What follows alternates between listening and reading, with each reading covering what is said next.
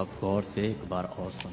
पहले ये अनार फेंकेंगे, जिससे जो बैठे और सोए हुए लोग हैं सब खड़े हो जाएंगे। तब हमारी गोली ज्यादा लोगों को लगेगी। और याद रख, औरतों, बच्चों, किसी पे भी रहम करने की जरूरत नहीं है, समझा?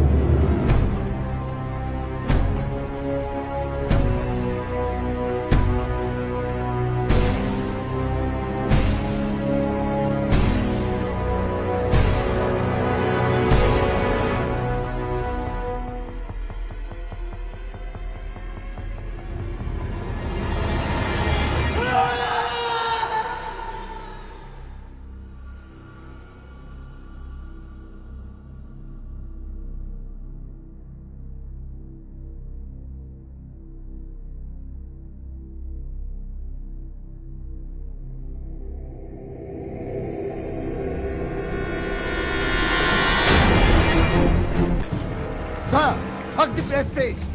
I'm not saying whether we can do or we cannot do. I'm saying I don't know what to do. 27 साल की ड्यूटी में मैं या मुंबई का कोई भी पुलिस वाला जुर्म के बाद ही मौका वारदात पर पहुंचा है। पहली बार मेरे एक्सपीरियंस में ऐसा हो रहा था कि जुर्म जारी है और हर पल बड़ा होता जा रहा है। उस तरह की सिचुएशन को रोकने या खत्म करने की कोई ट्रेनिंग नहीं थी, या हथियार, न बंदोबस्त। हमारा मुकाबला उनके साथ था जो पुलिस को देखकर भाग नहीं रहे थे, इसलिए क्योंकि वो मरने या मारने आए थे। होम सेक्रेटरी ने दिल्ली से एनएसजी कमांडोज लाने की कार्रवाई शुरू कर दी और फिर मुझे जानकारी मिली सीएसटी से जो टेररिस्ट निकले थे वो कामा हॉस्पिटल के पीछे की गली में जाते दिखाई दिए।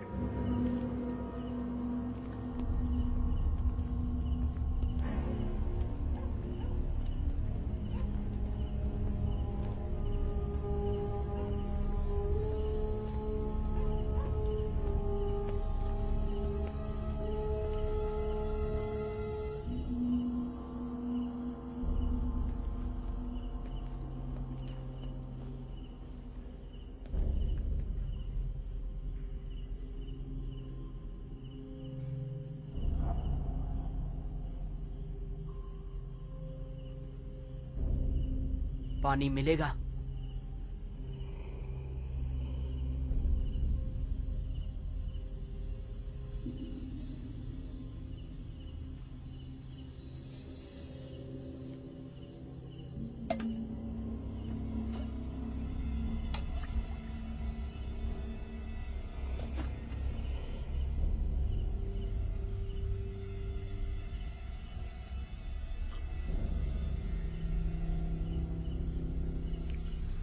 एक और मिलेगा?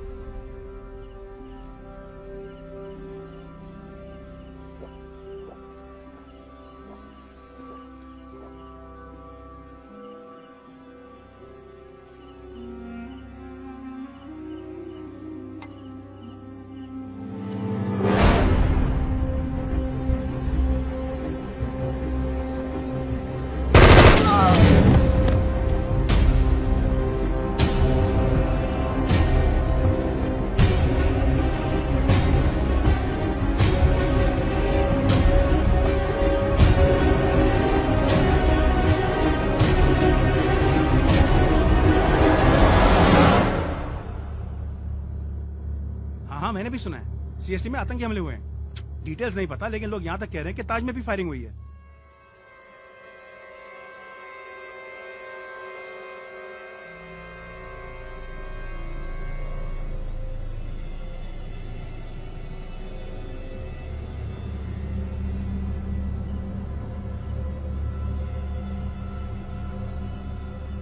भाई हम अस्पताल क्यों जा रहे हैं? हम और हमारे लोगों ने जहाँ जहाँ गोलीबारी की है वहाँ से जख्मी लोगों को अस्पताल लेके जाएंगे। अगर हम यहाँ भी तबाही मचाते हैं, सिर्फ रेलवे स्टेशन, होटल ही नहीं, अस्पताल में आने को भी लोग डरेंगे।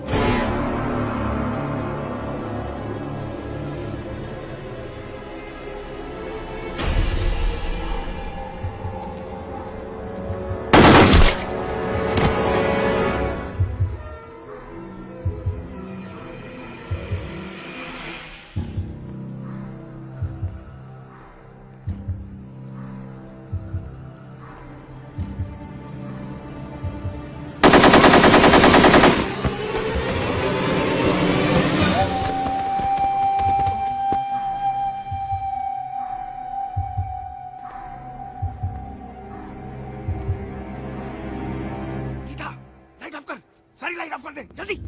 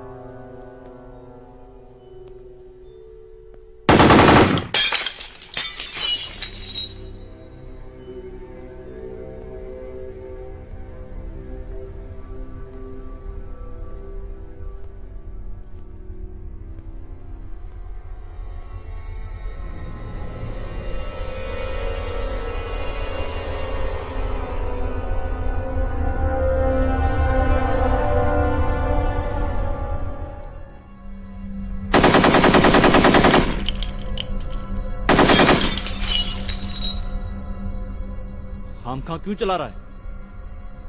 बुलेट वेस्ट मत कर।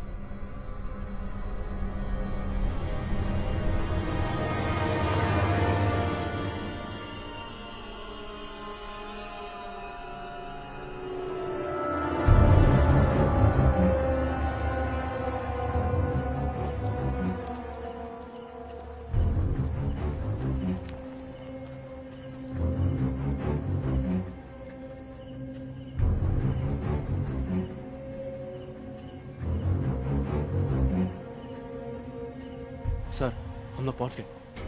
अरे लॉक लगा जल्दी। अंदर जाके छुप जाओ। जाओ जल्दी भागो। तू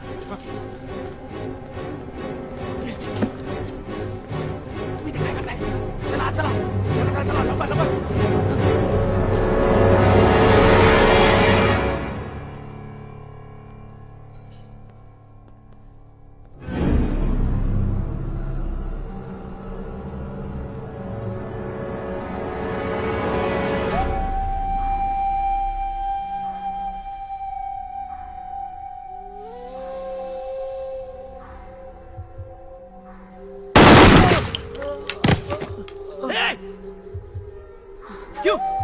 क्यों मारा है? चुप साले, बाकी लोग कहाँ हैं? मुझे नहीं पता, मैं तो अभी आया ड्यूटी। साले बोल मादर चौथ। तू तो डॉक्टर है ना, तुझे तो पता होना चाहिए। बोल साले, नहीं तो ढूंढ के रख दूंगा। मुझे नहीं पता, मेरा यकीन करो।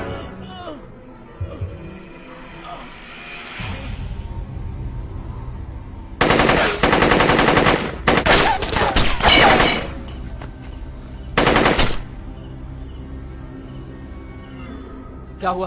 पिछले गेट पर पुलिस लगी है। यहाँ से सामने का गेट कहाँ है?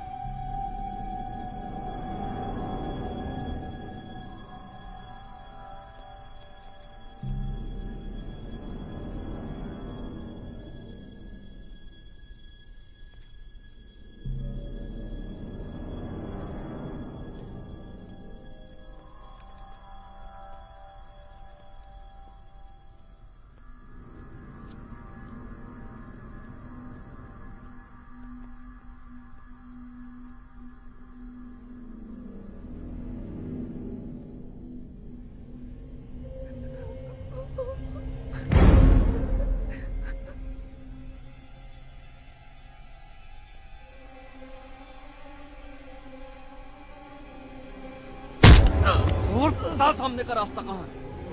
बताता हूँ, अभी बताता हूँ।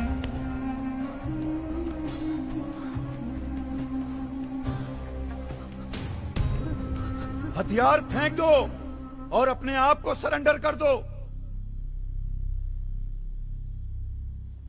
देखो तुम चारों तरफ से घिर चुके हो।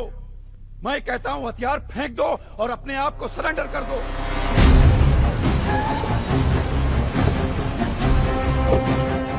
सर क्या पोजीशन है? ऊपर फायरिंग हो रही है सर, पोजीशन का कुछ पता नहीं। कितने आदमी है कुछ पता चला? नहीं sir. Sir, we need to move inside. Move! Move! Move!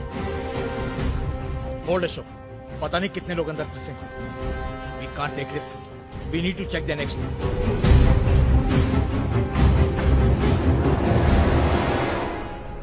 तुम्हारा डॉक्टर हमारे कब्जे में है। ज्यादा होशियारी की तो उड़ा दूंगा साले को।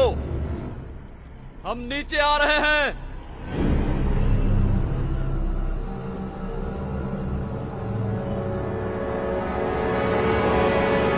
देखो अभी भी वक्त है, हथियार डाल दो अपने। यहाँ से बच के निकलना नामुमकिन है। ज्यादा होशियारी मत दिखाओ, वरना तेरा डॉक्टर मारा जाएगा। ये आखिरी मौका है, हथियार फेंक दो। पुलिस ने तुम्हें चारों तरफ चला से ना घेर फेंक। रखा है। फेंक दो हथियार, फेंक दो।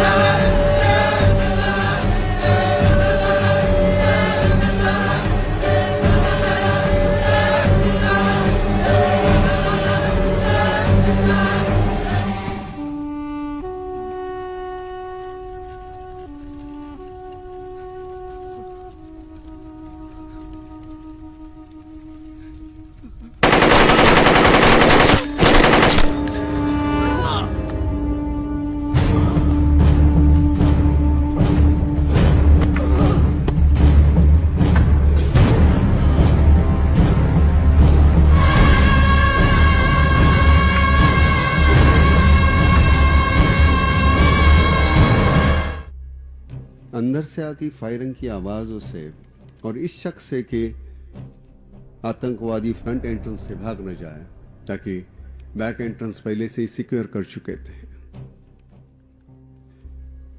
मेरे 3 बहुत काबिल ऑफिसर जो मेरे दोस्त भी थे,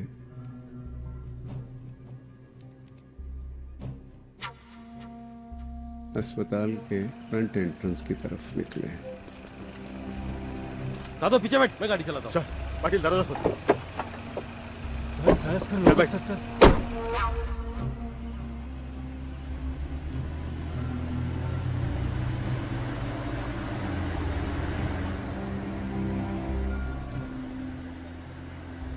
control room to able mobile. Sir 2 लोग अभी भी कामा हॉस्पिटल से निकलते दिखाई दिए। सर, अगर वो निकल ही चुके हैं तो किसी भी तरफ से निकल सकते हैं।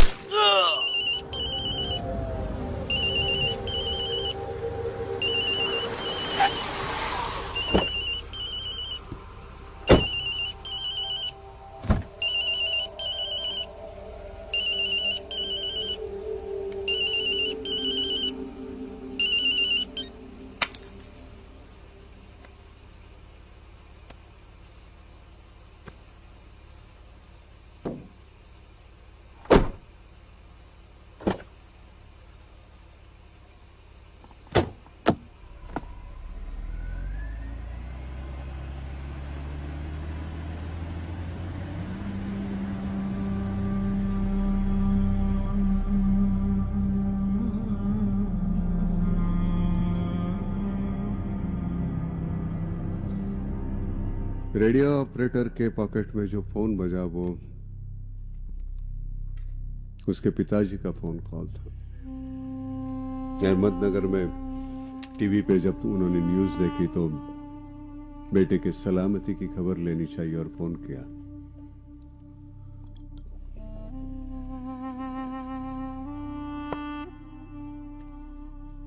वो कैसे जान पाते उसकी सलामती का फोन कॉल उनके बेटे के मौत का कारण बन जाएगी।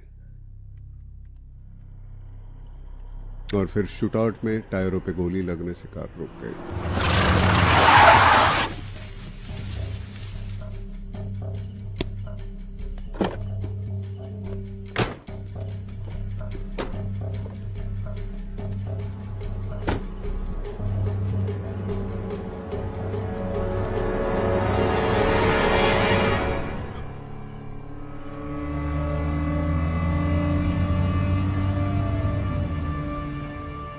Mobile to control room. चल चल बाहर निकल। चल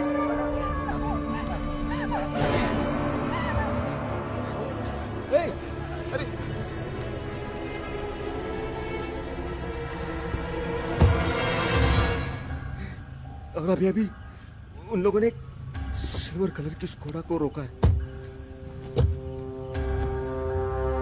उसको लेकर वो चौपाटी की तरफ जा रहे। सिल्वर स्क्वाड है, गाड़ी नंबर 1276। उसे किसी भी हाल में रोकना है। हाँ। समझे? हाँ ओके सर, रोकता हूँ। ओके चलो चलो।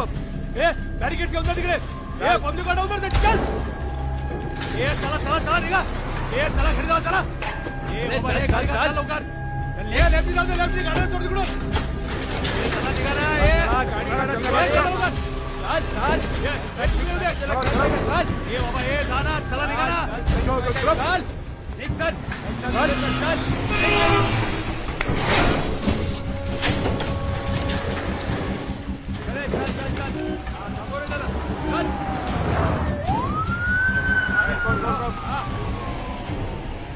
हाँ सर, नाकाबंदी कर दी।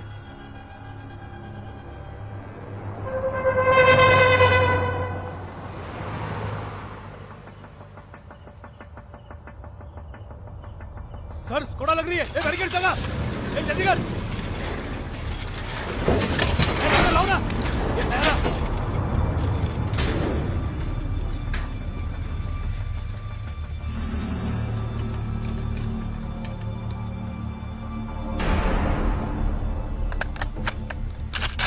नीचे उतरो। Come on, move it fast. बाहर निकलो, जल्दी करो। मैं आखिरी बार बोल रहा हूँ, बाहर निकलो। Come on, move move.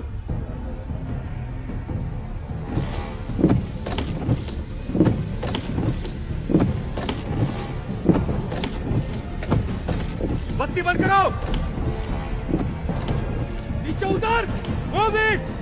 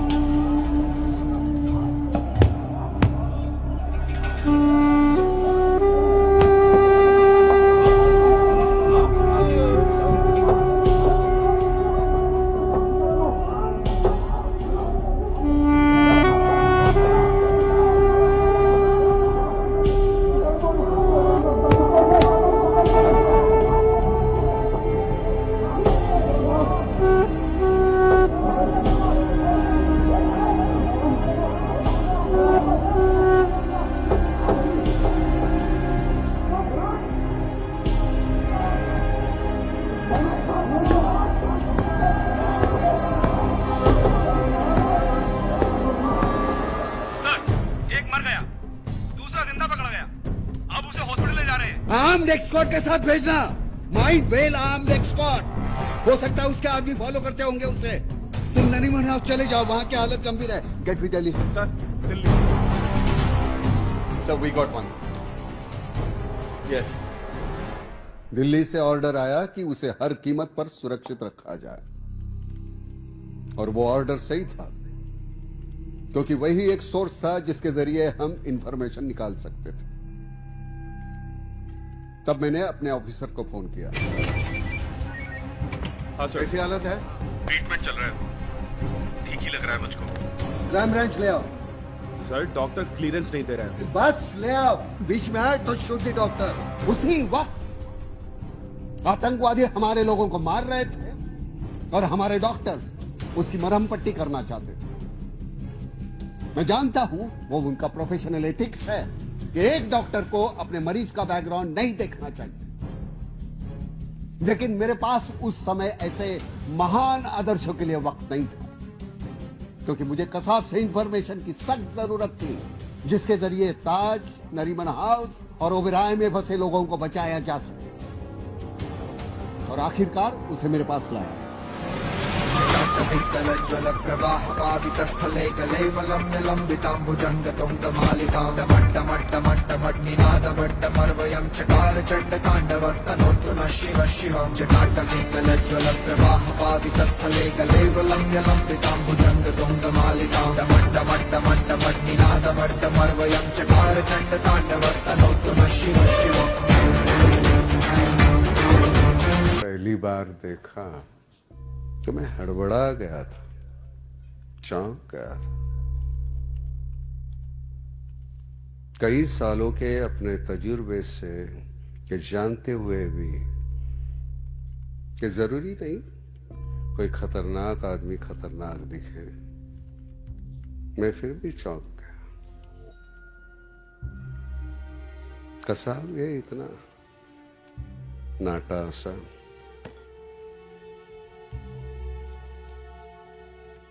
मुझे यकीन नहीं हो रहा था।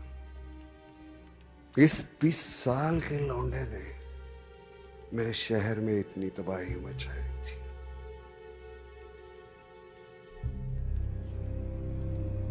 उस समय मेरी सबसे बड़ी मुश्किल ये थी मुझसे और मेरे ऑफिसर से उसे बचाना। हम सभी उसे मारना चाहते थे।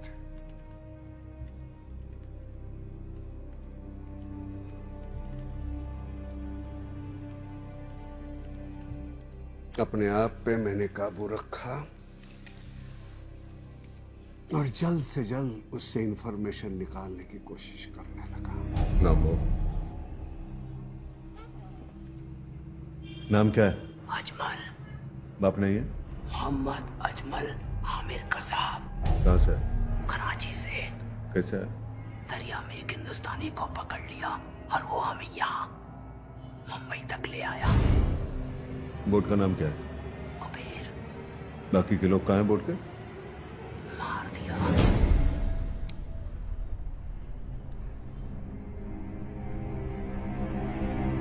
फिर बाकी के साथी मेरे साथ, उनसे चेक करूंगा। मैंने उससे कहा कि उसके साथी मेरे कब्जे में है। मैंने झूठ बोला। पूरी रात की पूछताछ के बाद बड़ी आसानी से उसने बहुत कुछ पढ़ा।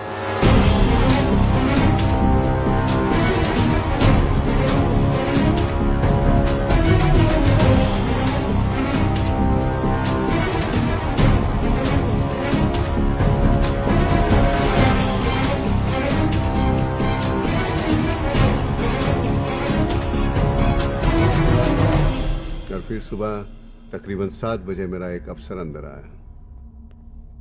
सर, दिल्ली से एनएसजी कमांडोज की टीम आ गई।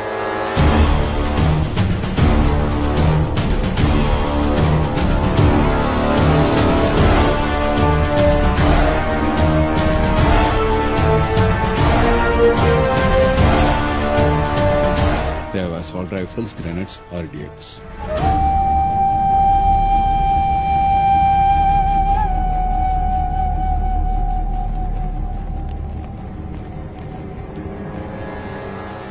एनएसजी को मैं ब्रीफ तो कर रहा था, लेकिन मेरे दिमाग में ये शक था कि कसाब मुझसे झूठ तो नहीं बोल रहा। क्या कसाब खुद पूरा सच जानता था? मुमकिन था कि उसके लोगों ने ताज और ओबराय में RDX भर दिया हो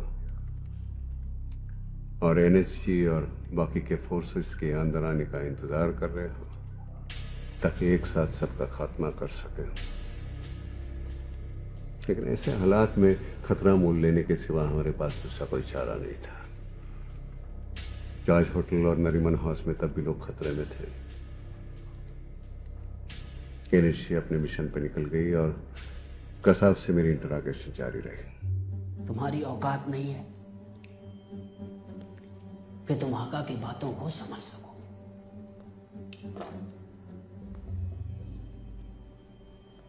उनकी बातों में जादू है, जादू। रूह खुश हो जाती है। तुम तो उनके चेहरे की तरफ देख भी नहीं सकते। इतनी चमक है उनके चेहरे पे, जैसे नूर बरसता है। नूर। आंखें टिकती नहीं है। दिल करता है कि बस देखते रहो, देखते रहो। उनकी बातें कोई भी सुनेगा ना, तुम भी तो जान देने को तैयार हो जाओगे, बिना किसी सवाल के। किसी की कोई बिसात, कोई औकात नहीं है उनके आगे। वो किताब की एक बातें बताते हैं जो तुम जैसों की समझ में नहीं आने वाली। इसलिए कि तुम काफिर हो। काफिर। दीन के लिए शमशीर उठाना पड़ता है। दीन खतरे में है। जहन्नुम की आग से बचना है तो जिहाद करना है, क्योंकि जहन्नुम की आग चलाती है तो बचलाती ही रहती है। गुनाहों की तौबा कबूल होगी कि नहीं, मैं नहीं जानता था। लेकिन आका ने कहा, जो मजहब और दीन की हिफाजत में अपनी जान गंवाता है उसका दर्जा बुलंद होता है।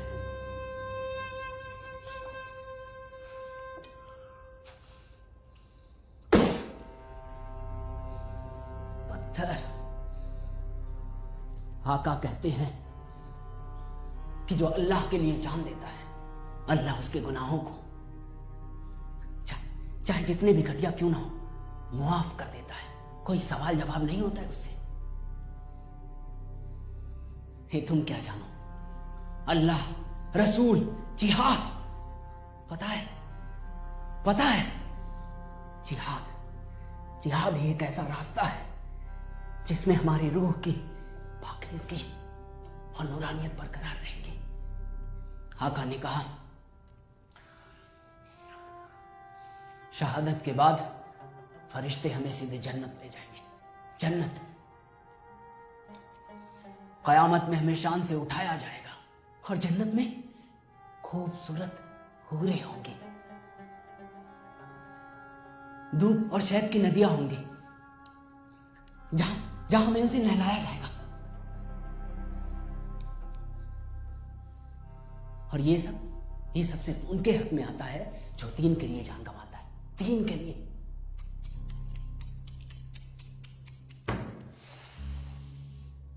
तुमको मजहब का इल्म कहां? खुदा की कसम, जिस दिन आका ने हमें इस काम के लिए चुना, उसी दिन हमारी जिंदगी कामयाब हो गई। इस नेकी के बाद हम सीधे जन्नत जाएंगे। खुशी से झूम रहे थे हम।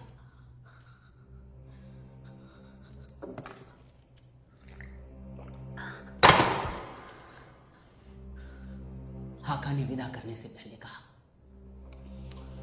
जाओ बच्चों, जाओ। तब तक मारते रहना जब तक जिस्म में जान है। तबाही मचा दो, खत्म कर दो मजहब के दुश्मनों को। शहादत के बाद तुम्हारे जिस्म से पाकीज़गी की खुशबू आएगी। आका ने फिर हमें अपने सीने से लगाया दुआ दी और कहा अल्लाह हाफिज, परवरदिगार हमें हमारे मकसद में कामयाब करे। अगर जीत गए तो गाजी और कुर्बा हुए तो शहीद। आका ने कहा अल्लाह हमारे घरों की हिफाजत करेंगे।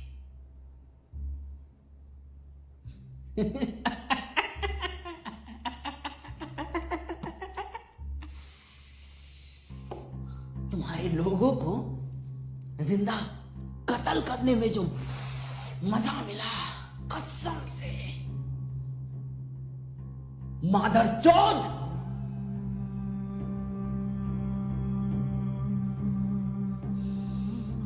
देखकर रूह खुश हो गई। अभी क्या कर लोगे तुम? तुम्हारी हुकूमत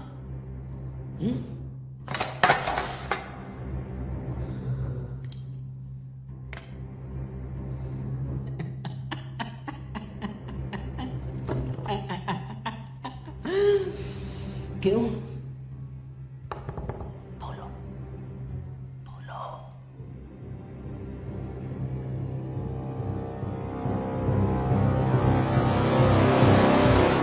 मैं जान गया वो कुत्ता है, सिर्फ एक कुत्ता।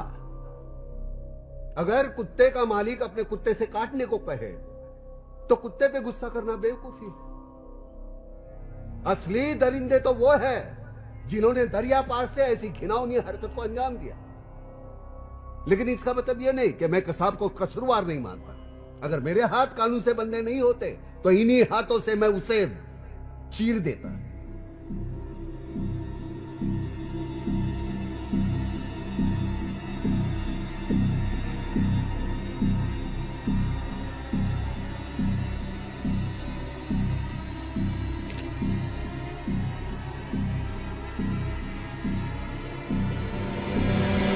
एनएचसी ऑपरेशन खत्म हुआ, सारी चीजें कंट्रोल में आ गई। एक दिन कसाब ने मुझसे एक रिक्वेस्ट की। अब क्या कर लोगे मुझे? लटका दोगे या सड़ा दोगे? लेकिन जब तक मैं जिंदा हूं तब तक मैं अपने साथियों के साथ रहना चाहता हूं। तेरा क्या जाएगा? रहने देना मुझे मेरे साथियों के साथ। तेरे साथियों के साथ रहना चाहता हूं। चल।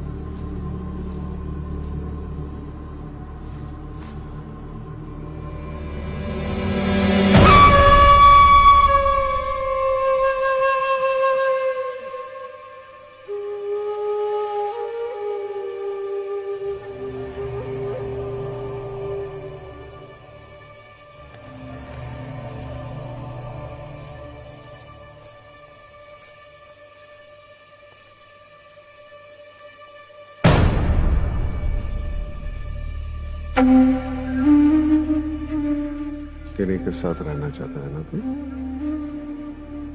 जन्नत छोड़। जन्नम का दरवाजा भी खटखटाया होगा ना इनकी रूह ने, तो वहां बैठे शैतान ने इनके गांड पर लात मारकर भगा दिया हो।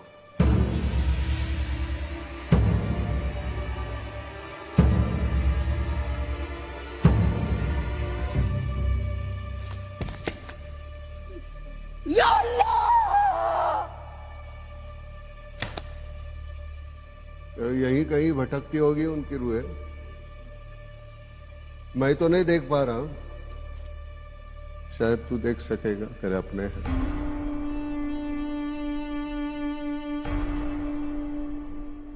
ये कौन है? क्या नाम है इसका? अब्दुल। अब्दुल। पूछ इन सबको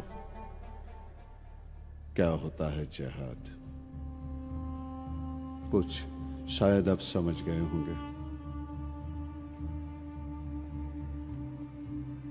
41 बार जिक्र आया है जिहाद का पाक किताब में, फिर भी तुम लोग नहीं समझे।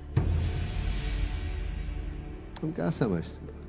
सिर्फ तुमने और तुम्हारे आका ने कुरान पढ़ी है। हम सब लोग जाहिल हैं, हमारी कोई औकात नहीं, बिसात नहीं। क्या औकात है तेरे आका की?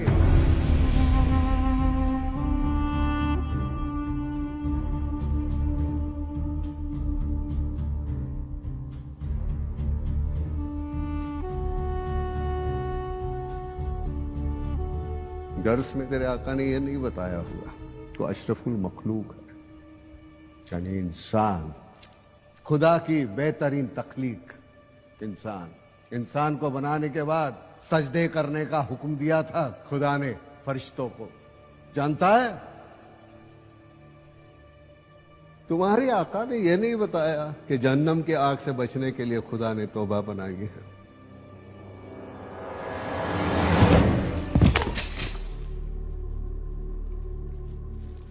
सच्चे दिल से अपने गुनाह की तौबा करता तो भी जन्नत तेरी थी। तेरे आका ने कुरान की इस नसीहत को तुझे नहीं बताया, कैसे बताता? ये तो जिहाद का गाजर दिखाकर तुमसे ऐसी घिनौनी हरकत कैसे करवाता? उसने कहा इस्लाम खतरे में है, जिन पर आफत आ गई है, और तूने भून कर रख डाला मासूमों को। मादर चौध, उन मासूम बच्चों से और औरतों से कौन सा खतरा था तेरे मसलक को? इस्लाम की नींव ही इंसानियत पे है, इसका तुझे इल्म ही नहीं, क्योंकि तू जाहिल है। ऐसे जिहाद के बाद तू समझता है तुम्हारी रूह पाकिज़ा और नूरानी रहेगी।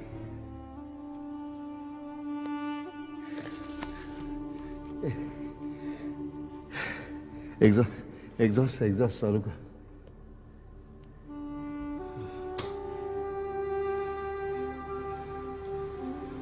देख इनके चेहरों को घिन आती है, घिन। सुन इनके जिस्म से आ रही शहादत की खुशबू को। मादर चोद, नाक क्यों बंद करता है? सुन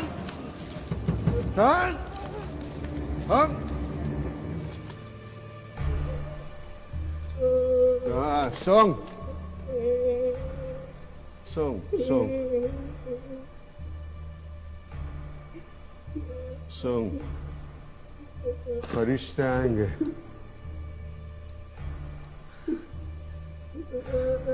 शहद से पूरे नहलाए। तुम्हारे आका ने इन लाशों को पहचानने से तक इनकार कर दिया। 2 गज जमीन तक नहीं मिली इन लाशों को। सारी दुनिया थूक रही।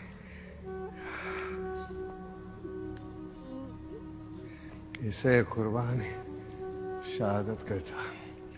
शहादत देखने बाहर जाकर देख, जिन्होंने ना किसी का मजहब पूछा ना धर्म पूछा, अपने फर्ज पर कुर्बान।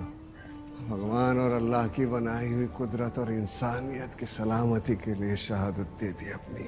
सब लोग मातम मना रहे हैं उनके लिए, सबकी आंखों में आंसू है। उन्हें तो इस दुनिया में ही जन्नत मिल गई, इसे शहादत कहते हैं।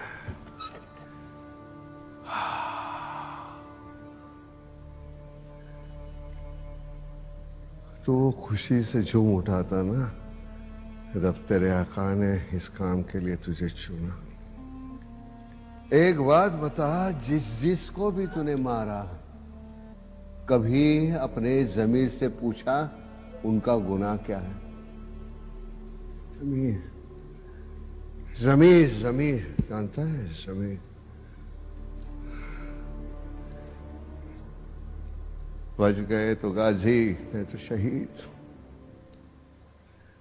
साले गीदड़, कफन के साथ साथ तेरी गांड पर शहादत का गाजर भी बांध दिया तेरे आका ने।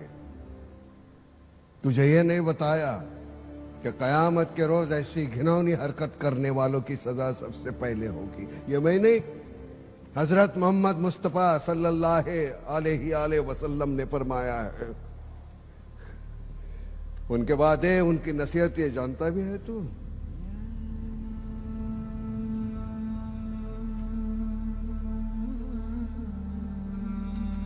आज को तुम जैसे गुमराह ने तमाशा बना के रखा, तमाशा।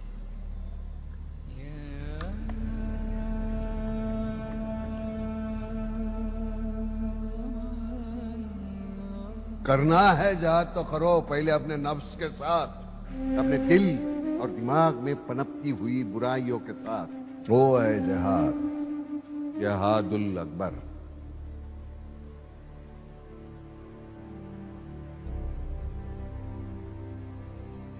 एक बार कुरान ठीक से पढ़ता या सिर्फ पढ़ता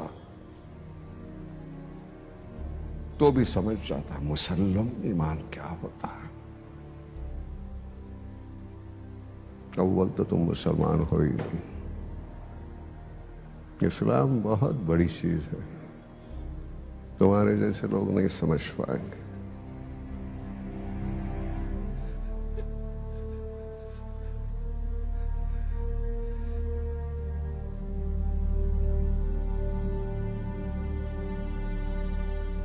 तेरे उम्र का बेटा है मेरा।